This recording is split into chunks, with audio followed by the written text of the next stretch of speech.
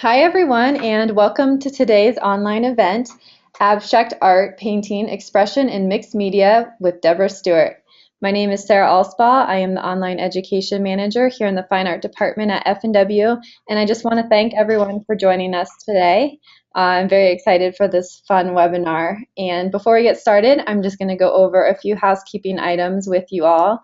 Everyone has entered this webinar as a guest, and that just means that you are in listen-only mode and you are muted, so we don't pick up noise from your end. However, you will be able to hear myself and Debora and see our PowerPoint presentation. If you do have a question, please type it into the questions section of the GoToWebinar control panel. And if it's a technical question, I'll address those as they come in. And if it's a question for Debora, we will have some time at the end of her presentation for a little Q&A. So go ahead and put all your questions into that questions section of your GoToWebinar control panel. We are also recording today's session, so if you know somebody who wasn't able to join us, you can feel free to share this with them once you get the recording. That will come to you from Artist Network, so keep an eye on your email. We should have that out to you within 24 to 48 hours, so stay tuned for that. We also have some special discounts for you, and that will be coming up today at the end of the webinar, and that information will also be in the follow-up email. So stick around for that. Welcome everyone again to today's online event. Peek inside the pages of Debora Stewart's new book, Abstract Art Painting, Expressions in Mixed Media. I'm going to tell you a little bit about Debora and then I'll turn things over to her.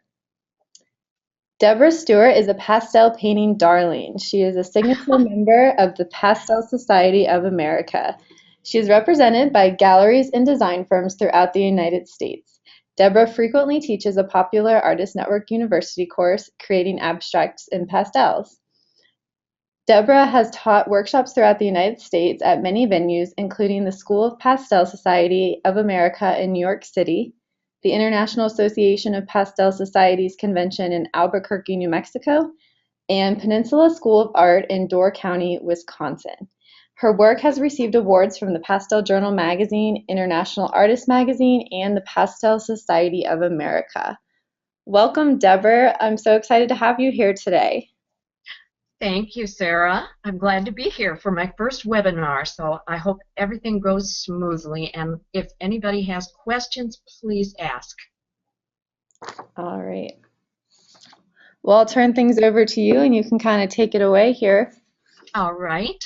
Okay. Well, it looks like this first slide is something that you had already gone over, and so I don't need to repeat any of those things. But I will say that I have a bachelor's in art education and also have a master's in counseling.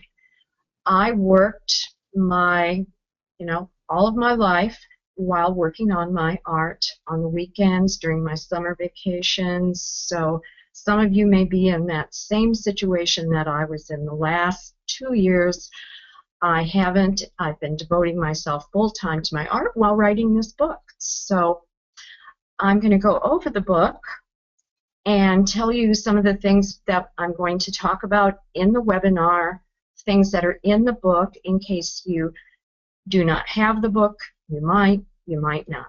So in the webinar, we're going to go over the book. I'm going to talk about how I started to work abstractly myself, some tips to loosen up and work more intuitively, how to create abstract compositions, materials that you can use to create abstract pastels and mixed media paintings, how the elements of art are used in abstract painting, how to develop your own vision and style, some personal reflections of mine, and some additional resources that you can use, and those are listed in my book as well.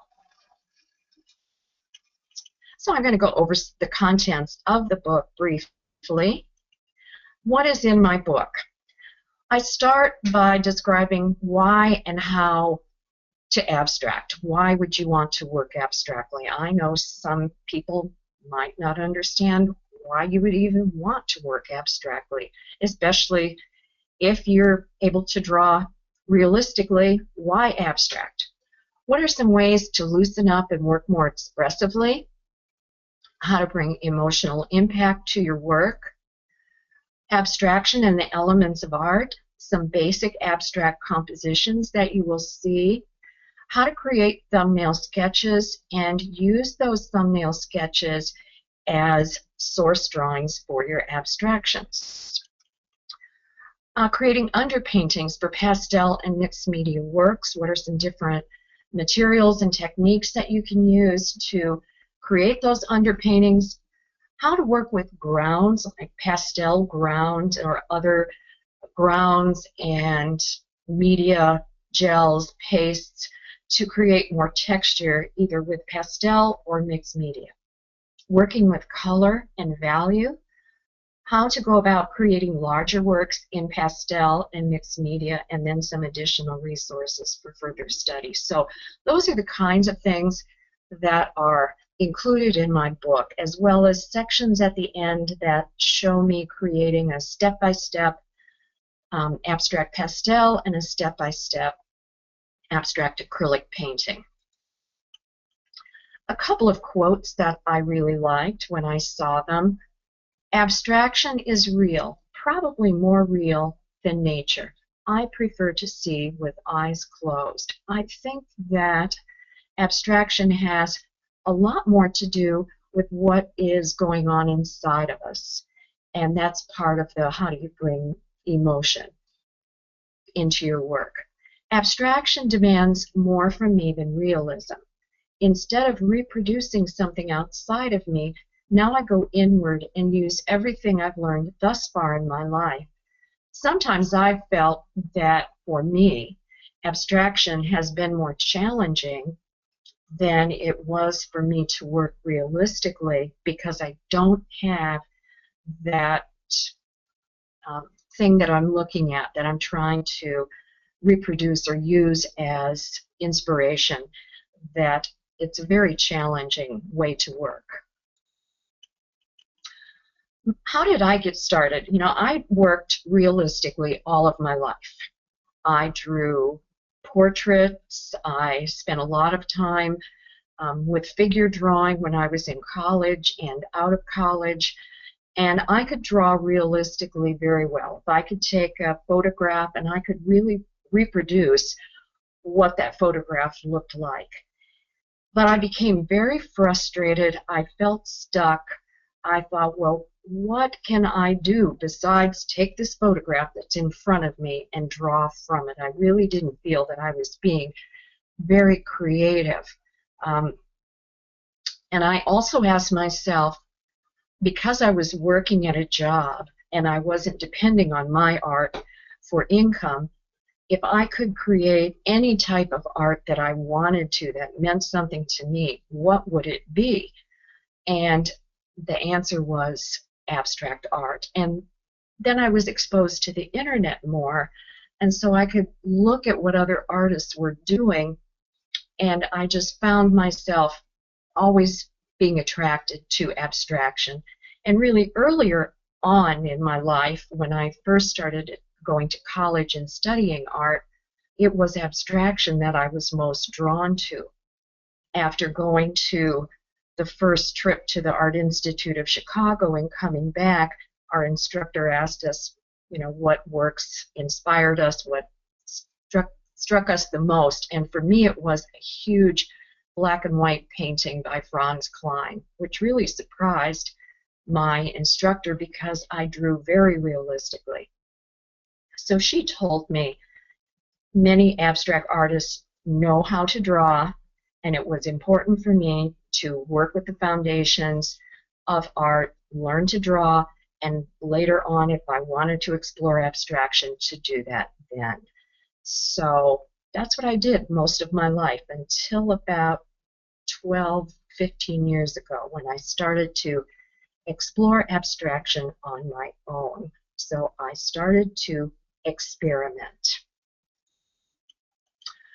How did I start to experiment? It really was an evolution, kind of a natural progression for me. I had a lot of photographs that I was using to draw plants and flowers. And a lot of them were black and white photographs, some color. And I also was trying all sorts of different media, watercolors and charcoal and a lot of different mediums, oil painting.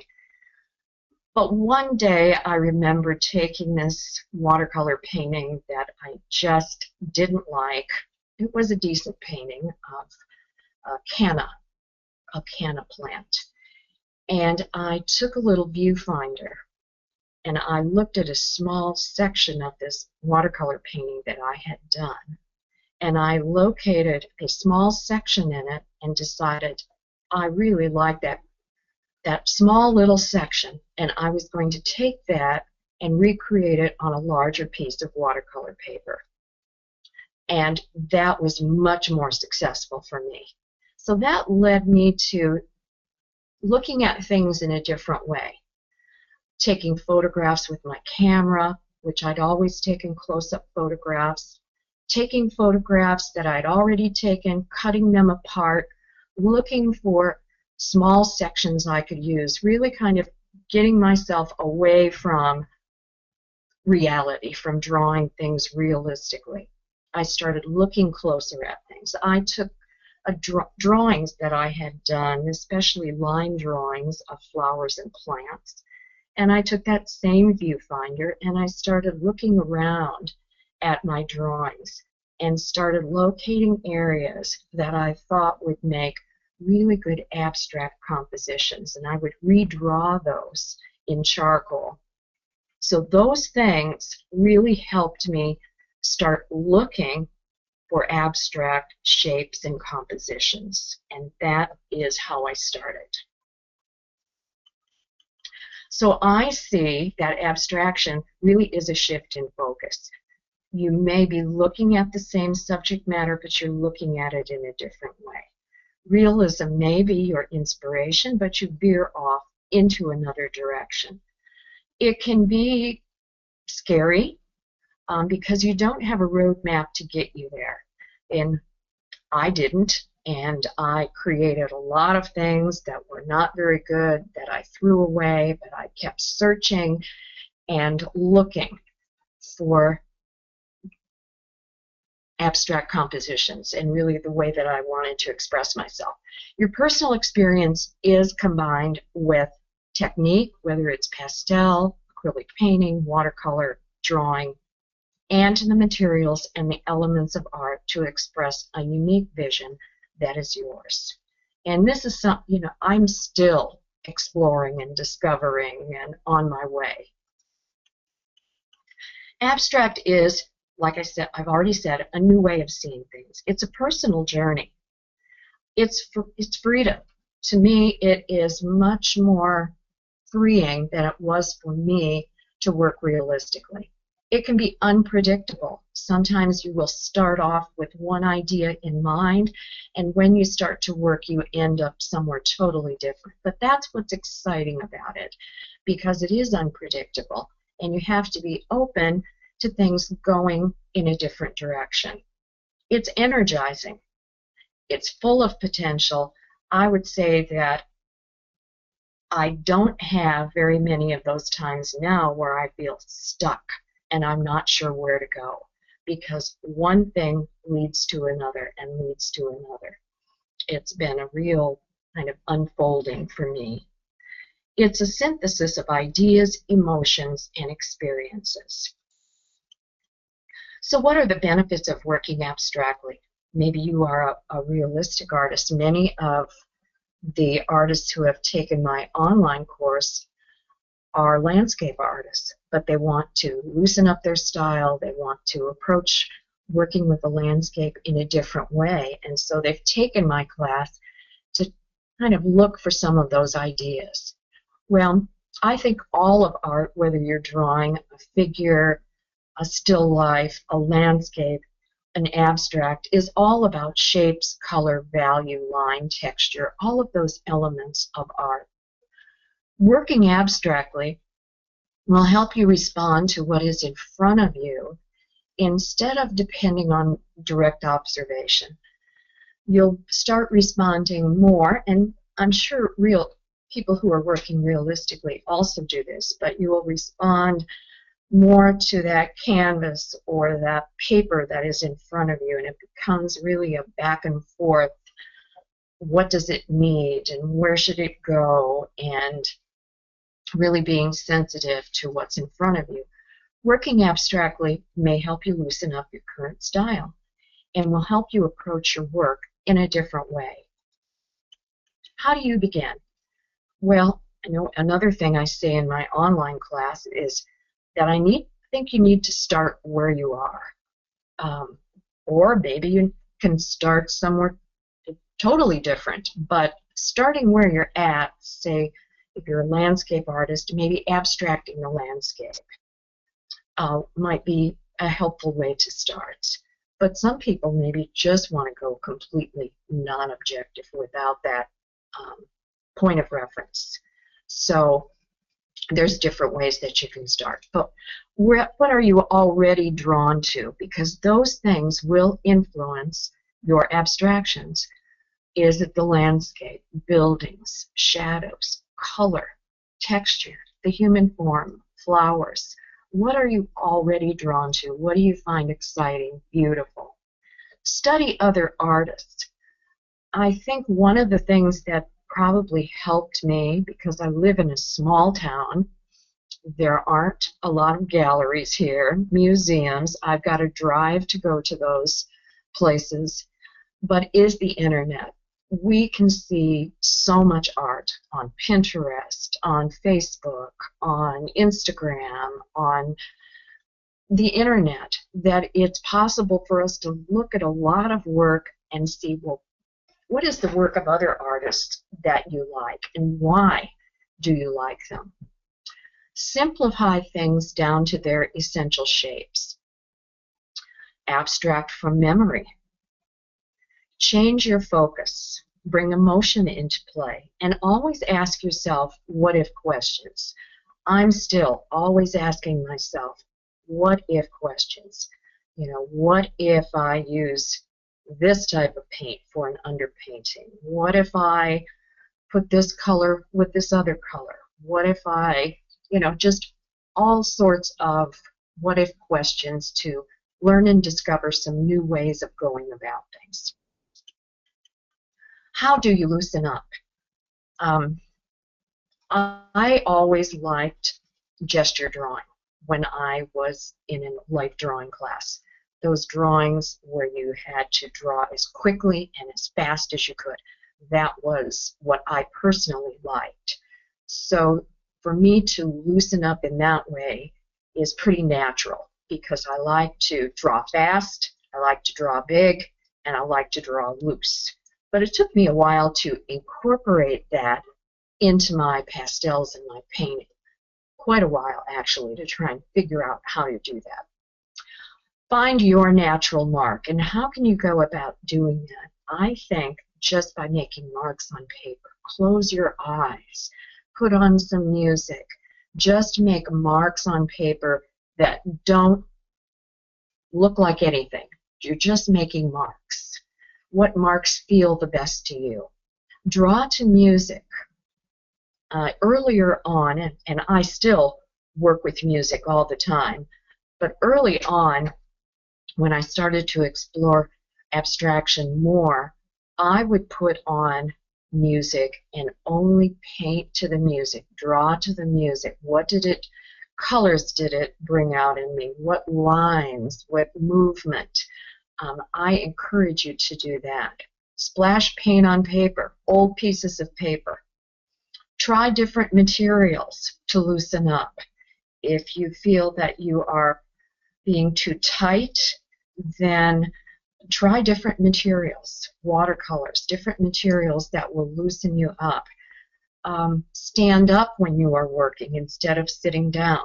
I always stand whether I'm working on a pastel or a painting. I don't sit down because I want to use my whole arm. I want to move sometimes when I'm working, and if I sit down, I have much more of a tendency to tighten up and just have that movement from my wrist or my elbow.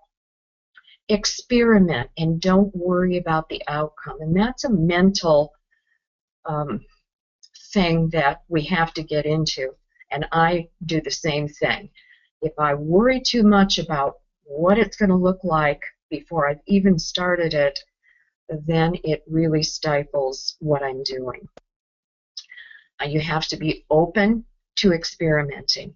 And I would say early on for me, I probably experimented with things 50% of the time. I took old pieces of paper, I washed pastel off of sanded paper and tried it again, sometimes several times. I would just take days where I would just only experiment with things, and maybe just on small pieces of paper. So spend as much time experimenting and playing as you do in a focused direction with your art, because I think we learn and we discover things through experimentation. Frustration and working through it is also part of the process. And with abstraction, and it's happened with me, and I know it's happened with many other people, is it's hard to give a "this is exactly how you do it" process, because part of it is frustrating, especially if you're trying to shift from working realistically to working abstractly, and you just have to, I guess, live with some of that frustration and know the more you work, the less frustrated you're going to be. But that is just part of the process. Sometimes I've had pieces that I've worked on that I have thought just were going nowhere. They were ugly, they weren't working, and I turned them upside down, or I just decided mentally, well, this really isn't working, I'm just going to have at it and let loose. And then it has really worked out well. So it's just hard to say sometimes. It's important to have an open frame of mind. That's what I'm talking about. When you're working abstractly, there's often a delicate balance between having a plan and allowing the work to lead you in another direction. So working abstractly, you really have to give up control sometimes. Give it control of the outcome. I think about art being a lot like golf for me. I'm not a great golfer, but I do play golf.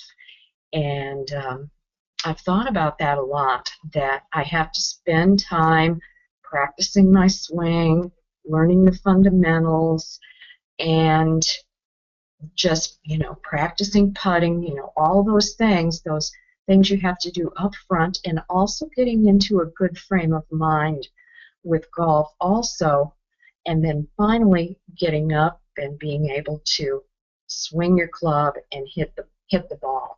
But you can't just, without any practice, which I have to tell myself, and without practicing those fundamentals and spending time, you're just not going to be able to, hit a good shot. So a lot of things lead up to having a successful work of art.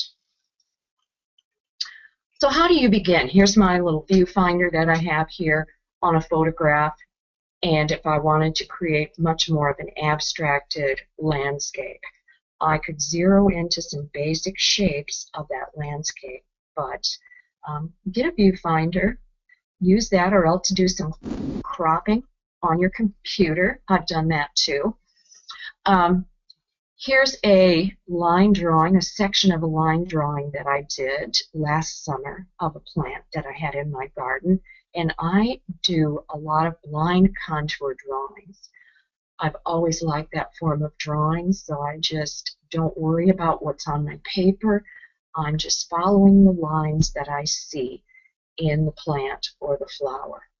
And then I bring that back and I take a viewfinder and I look for some shapes that might be good shapes for an abstract.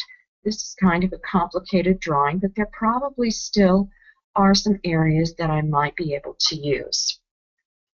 One year, I used the same drawing for every abstract that I did, and that was early on. I taped this abstract drawing, or this contour drawing, to my wall.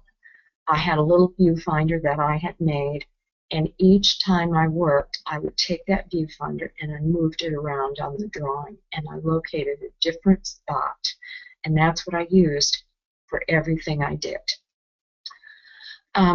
If you're going to use photographs, though, I would encourage you to use black and white photographs so that you can interpret the color in your own way and not be distracted by the color of a colored photograph. So here's that larger drawing, and here is a small area, still a little too complicated, but it's from that drawing. And that's how you can use a line drawing. You just take your viewfinder or crop it on your computer, look for those different sections you might be able to use to start an abstract composition. And I usually am looking for a section that's got maybe 5 at the most separate shapes. This is pretty big. I might simplify it even more. Here's a photograph that I took, and again, cropping that, I could crop that even more, but looking for some simplified shapes. I don't want to make an abstract. If I was going to use this photograph, I would use it only to identify shapes, the direction of shapes, the direction of lines, and really would not have an intention of making an abstract plant painting. I'm just looking for shapes. Color, composition, and the elements of art. You know, color used to be very confusing to me. I was very good at black and white, very good at charcoal, but when it came to color, I didn't have a clue. I have learned a lot about color through my use of pastels. But I've changed how I go about using color through experience and through the years also. There's still so much more to learn about color. Explore different types of compositions. In my book, I show some kind of basic abstract compositions that you will see a lot when you start looking at more abstract paintings. Realize that the elements of art are just as important in abstraction as they are in realistic works, and it will help you evaluate your paintings as you work also. Abstraction is much more than marks or splashes on paper or canvas. I know some people think that, but it is much more than that. Color. Use the color wheel to simplify your color choices, especially when we've got, many tubes of paint or we've got many sticks of pastel. It can be real tempting to want to use too many of them. I use the color wheel all the time. Really, every time I work, I use the color wheel. And I usually start with complementary colors, but then use my color wheel to help me identify some other colors that I might use also. Begin with complementary colors and then advance to other color schemes after this. And I talk about some of those color schemes also in my book. Create small color studies for your abstractions. This is something that I always do. I did that today when I was working. I had a small canvas and created a really small painting because I want to do a large painting. And I don't want to just jump in to that large canvas. I'm going to do some small color studies on either canvas paper or a small stretch canvas with pastels. I always do small little color studies on leftover pieces of sanded paper or other kinds of paper. And I always do sketches, little compositional sketches. Think about value when using color also. Light, medium, and dark. I have 3 palettes that I use when I paint, light, medium, and dark. And when I choose my pastels, I pick them out of the box in relation to the color scheme that I'm going to use, and I pick out light, medium, and dark pastels. Learn to appreciate neutrals. This has been a challenge for me the last, especially 2 years. It still is, to bring those neutrals. How to use gray, how to use browns, how to use those neutral colors. And I've identified more neutral colors by mixing paints. One year I took complementary colors and I mixed them together to try to find more neutrals that I was missing. So here's some small color studies that I did that I was mentioning. Just small pieces of leftover paper. I always save those, and that's what I use. Sometimes frame them. Compositions. Some basic compositions. One I've used a lot has been a cruciform composition, which you see here in a pastel that I did a few years ago. But in my book, I show some basic compositions, the cruciform, grids, how to use triangle, a closed composition, S or Z curve, symmetrical, asymmetrical, L-shaped, and overall pattern. And there's many other types of abstract composition, but those are some basics. The elements of art. Learn to work with the various elements of art to create stronger works and evaluate your work based on the elements of art. Line. How to incorporate line. Where to put those lines. Thick lines, thin lines, curved, straight, jagged. Shapes. Vary your shapes. Space. How to incorporate space and texture. Repetition. Value. Emphasis, where does you want the eye to be drawn in your painting, and color. More thoughts about the elements of art and abstraction. I've said that before. They're just as important in abstract painting. I find for myself, I'm attracted to works that have strong value because for me it creates impact. Underlying structure is based on composition, and I get the underlying structure from that underpainting that I do. Abstraction is more than marks and splashes on paper. There's a balance between having a plan and responding to the surface. Working abstractly is exciting and challenging. Some materials and techniques for abstract pastels. There's so many different materials that we can use right now. Many companies making different textured, sanded surfaces. You can create your own with good paper and pastel ground. I really enjoy doing that. Fluid inks or fluid acrylics and inks, watercolors, water-based oil paints. You know, all of those things can be used for underpaintings. Hard pastels and alcohol for underpaintings on sanded paper. Like I said, golden ground for pastels really has opened things up for me and has allowed me to really develop layers, to experiment with different things. Combine different materials for mark making, like charcoal, hard pastels, graphite, soft pastels, and experiment with other things. I have seen in my online class people really take these ideas and start to experiment with stamping, with printmaking, with different things, and it's been really exciting to see some of the things that people do. This recently in a class, someone was tearing up and collaging pieces together, which really looked wonderful. Materials and techniques for abstract mixed media paintings. I use the same approach with both pastel and painting.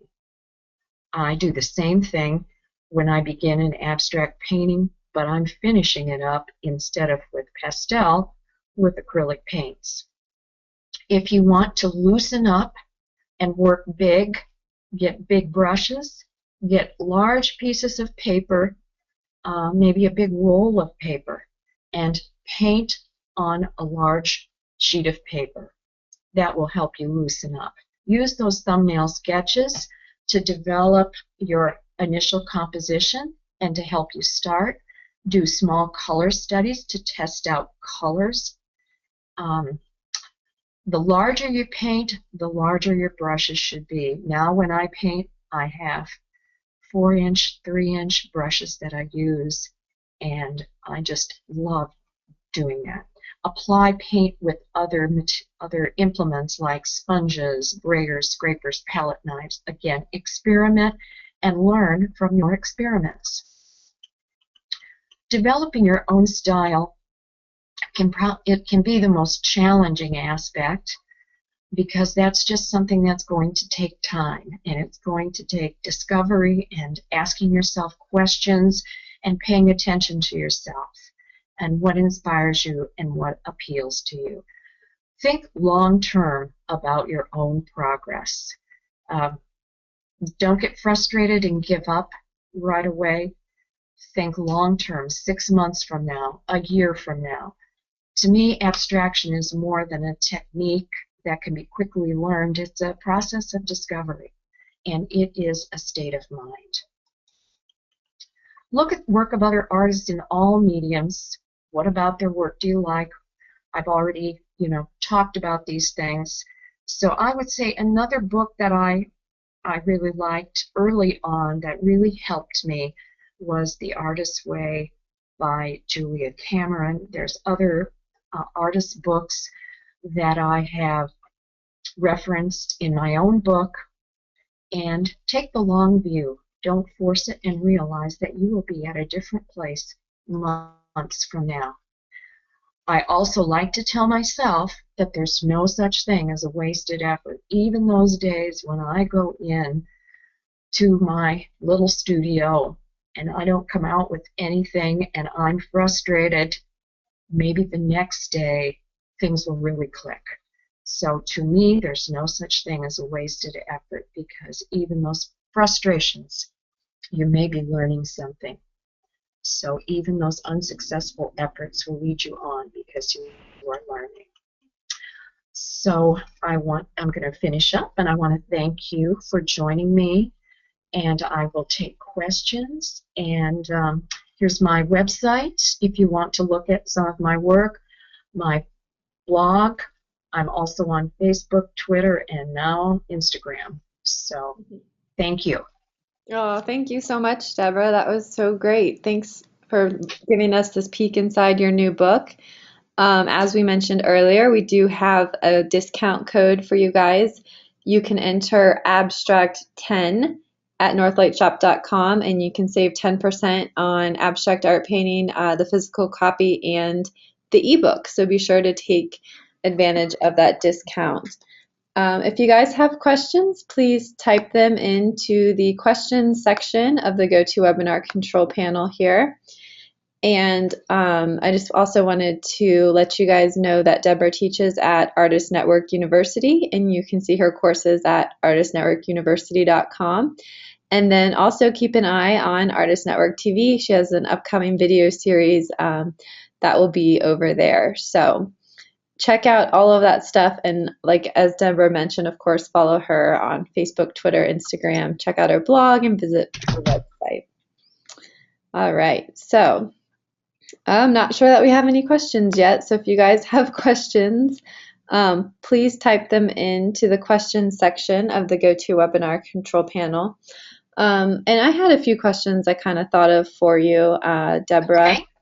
One of them, I guess, how long does your process take kind of start to finish? And my other question was, how large are your typical works, which maybe you could tie into the how long does it all take? If there's a for that. Sometimes my work does not take very long, and it can go very quickly. But I could actually start a painting today, work for a few hours, and finish it up tomorrow. A big painting. Sometimes they go very fast. Okay. But I would say, for me, it's because maybe I did 20 or 30 paintings 2 years ago that now I have stored in my storage unit that I don't like anymore. So those paintings that I did 2 years ago helped me get to the point where I worked things out, where now I start and I know more where I'm going and what I'm doing, and it doesn't take me as long. So that's kind of how it works for me. I work very quickly. When I get an idea, I go for it. So, and the same with my pastels. Actually, my pastels probably take just as long as my paintings at this point. And I do like to work large. It's become a challenge to try and find somewhere to store some of these things, but I have a hard time now working really small, like 6" by 6", which is what I do the little color studies, and I still do those, but I much prefer working larger. Okay, thank you. Let's see, we have a question from Lorraine here. Lorraine says, any suggestions for Impressionism art? Would I focus on a particular area like the landscape shadows? That would, that would be something that I would do. It reminds me of something of a woman at a workshop last year who did bring in some colored photographs, and she took little sections of these colored photographs, and they were garden photographs, dappled grasses with plants and flowers. She created some beautiful impressionistic abstractions from those small little sections of the colored photographs. So I know I've said use black and white, but now I'm thinking back on what she was doing, and they were beautiful. So I would say that yes, focus in a little more and maybe bring more texture and mark making into your work. Okay, I hope that helps you there, Lorraine. Thank you. Susan wants to know, what is your favorite pastel paper? Well, right now I'm going back and forth between working on the UArt sanded paper and working on regular Reeves BFK paper with the golden pastel ground. And I would say that that probably is my preferred method now of working. It used to be just the sanded paper, but I have found that I really like to create that additional texture in my work. And I like the layering process that I do when I work on the Reeves BFK paper, where I paint it and then I draw on it and then I put the golden ground on it, and I do a lot of layering, and that probably is my favorite technique and surface right now to work with. But occasionally I go back and use the sanded paper, and it's a whole different feel. Okay, cool. Fran asks, is there a special preparation in order to combine acrylics and pastel? I would say, combining acrylics and pastel on paper is a good thing to do, because you're going to frame that finished pastel under glass. With putting pastel on an acrylic painting, sometimes I will start an acrylic painting and draw on the canvas. I will paint the canvas with some fluid acrylics, and I might draw on it with some hard pastels, and then take matte medium and go over that, and it puts some initial color down. It's hard to have the soft pastel on the top layer of a finished acrylic painting because it's just not going to stay. So you could use the pastel for that initial color and mark making that you would put on the canvas, but then you're going to finish it with the acrylic on top of it. Okay, cool. Harshal wants to know, what brand of pastels do you use? Well, I have different ones, but the ones that and I haven't tried everything, but the ones that I gravitate more towards are unison pastels, but there are many different pastel brands out there. I like unisons because I like the consistency of it, and I like the round shape. The round shape works better for me. But there are some other brands that I'd really like to explore, but I think unisons are beautiful and have some beautiful grays and neutrals, oranges and reds, just wonderful colors. Cool, thank you. Um, Marilyn and let's see, somebody else asked this question. Karen, they both want to know, do you fix your pastel drawings when you're done with them? Now, before I frame them, I do give them a light coat, especially if they are pastel on the Reeves BFK. I will give them a light spray of Lasco fixative, which I've found doesn't change the color at all. I like that fixative, but there are other fixatives that people like. Spectrafix, that's not one I have tried, but I like Lasco. Take it out on my porch and open up the windows and spray. All right. What about oil pastels? Do you ever use those? I don't. No. And I tried them years ago. I think you could combine oil pastels and oil painting really well, but I don't like the consistency of oil pastels. I much prefer soft pastels, and I like that soft feel of the pastel.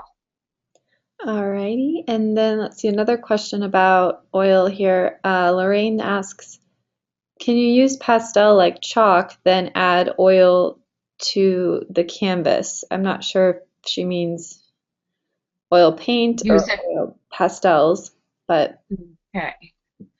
she means paint. She means oil paint. So can you use pastel like chalk? I have not tried that, but I have used an acrylic underpainting on a couple of paintings and finished it by putting water-based oil paints on top after it's dried. I don't think you can do it the other way around, like put acrylics on top of oils, but I think you can put, if the acrylics are not really shiny and there's still a good amount of texture on the canvas, I think you can put the oil paints on top of acrylics. Okay. And then Harshal wants to know, do you always frame your work under glass, I guess, as opposed to just a regular frame? With the pastels, yes. Okay. I frame them under glass. Yeah, I know there are people that would like to figure out, well, how can we get away with having to frame pastels under glass? And I know there are people who have experimented with different things, but you know, the thing that's beautiful about pastels is the pastel dust itself, which gives it that sparkle. And I think it would ruin it to put something on top of it that would seal it, like a varnish or epoxy or something like that. The color would still be there, but you wouldn't have the vibrant look. I see what you're saying. Okay. Rohi asks if you can talk a little bit more about making the small color studies and the process you use to do it. Well, I usually, and I show this in my book, that I usually have a small black and white sketch that I've made. In the beginning, it was those little areas from a drawing or a photograph, but now I more make some random thumbnail sketches of compositions. I take that, then I take a small piece of sanded paper, if I'm working with pastels, and I will identify some basic complementary color scheme that I want to use, like green and red, and I go through my pastel box and I may pick out 3 colors of each and try and include a couple of neutrals. So I would pick out light, medium, dark green, light, medium, and dark red, and some neutrals that would go with that. Maybe a yellow ochre, a greenish gray, something that would complement the green and the red. And I start by reproducing that little sketch with charcoal on the sanded paper. I brush it with some rubbing alcohol, which creates kind of a value wash on the sanded paper. I dry it with a hair dryer, and then I start putting in my colors from light to dark. And I use the value that's left on the sanded paper from the charcoal and alcohol wash as my guide as far as where to put the light, medium, and dark colors. And that helps me test out colors. And so I know then, oh, that's going to work. I can use that on a larger piece. And maybe for the larger piece, I can add a few more colors. Okay, cool. And let's see, Karen wants to know, do you ever use pan pastels? I have some pan pastels, but I haven't quite figured out how to go about using them yet for myself. I'm determined to figure that out, though. I think they could be used really nice for maybe that overall wash of color and then adding some other colors on top of them. So I still would like to experiment with the pan pastels. Okay. And then I think we have one last question here. If you guys have any more questions, get them in. Otherwise, Herschel wants to know if you have a workshop coming up in Boston. And then if you don't, if you want to just kind of tell us about what you do have coming up. Well, next summer sometime I may be out in that area. I think it's Cohasset. I think that's how you say that. I've made some initial arrangements with an art school. I have those listed on my blog and my website, so it might be June or July. I haven't really set the date yet, but I will be at the International Association of Pastel Societies convention the beginning of June. That's in Albuquerque. Then this summer in Bernard, Maine at Artist Workshop Center. That is going to be in August, and I will be spending 4 days with Abstraction, either in a pastel or acrylic. People can decide which they would like to work in. In September, Lake Zurich, Illinois, Main Street Art Center.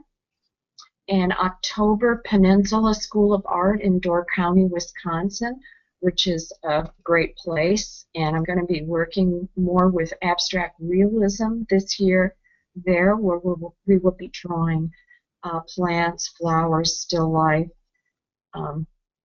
figures, more abstracted realism with pastel, or it could be with acrylics also.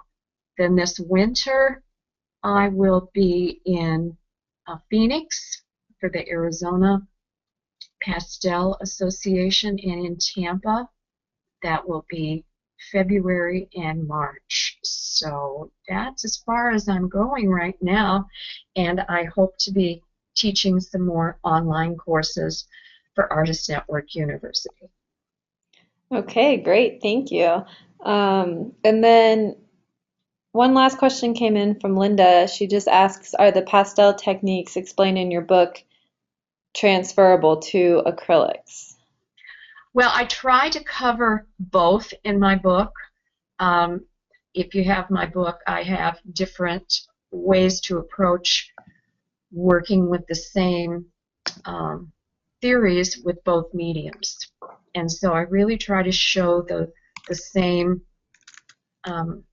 process, whether it's pastel or acrylic. Okay. Well, I think we got to all of the questions. Again, I hope everyone will take advantage of our coupon code and go pick up Debora's book at northlightshop.com. And also, check out her courses at artistnetworkuniversity.com and keep an eye on artistnetwork.tv. And as always, I just want to thank everyone for joining us and let you know to keep an eye out for our upcoming online events. We have a few coming up later this month, so we hope you'll join us for those as well. And thank you so much, Deborah, for doing this today and being here and like letting us peek inside your book. This is great, and your work is beautiful. I love all the colors, and I hope everyone feels inspired. Thank you, Sarah. All right, thanks everyone. Thank you, everyone. Thank you, everyone, for coming. And there is contact information on my website and my blog, as well as Facebook, on how to contact me if you want to contact me about questions you have about workshops or the online class. Please feel free to do that. Thank you. Great. Thank you so much. All right. Have a great day, everyone. We'll talk to you later. Bye-bye.